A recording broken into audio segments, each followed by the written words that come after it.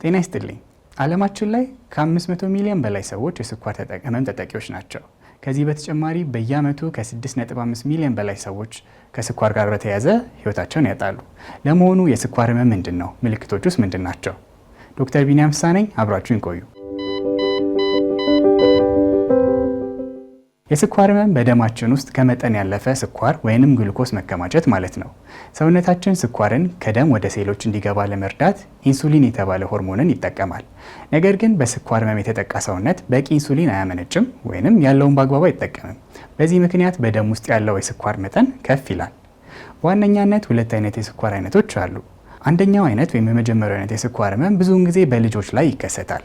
መንስኤው ኢንሱሊንን የሚያመርቱ ቆሽታችን ውስጥ የሚገኙ ህዋሳት መሞት ሲሆን በዚህ የተነሳ ሰውነት ሙሉ በሙሉ ኢንሱሊንን ማምረት ያቆማል።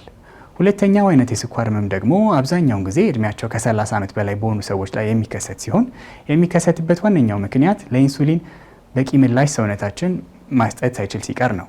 የስኳር ህመም ምልክቶቹ ምንድን ናቸው? በጣም የመጥማት ወይንም የረሃብ ስሜት፣ ቶሎ ቶሎ ሽንት መምጣት፣ የድካም ስሜት፣ ክብደት መቀነስ፣ ቁስል ቶሎ አለመዳን ይጠቀሳሉ።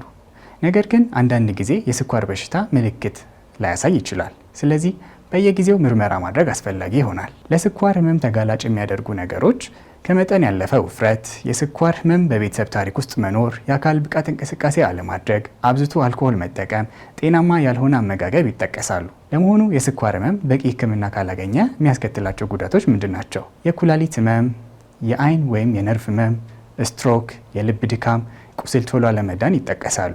የስኳር ህመም እንዴት ይታከማል?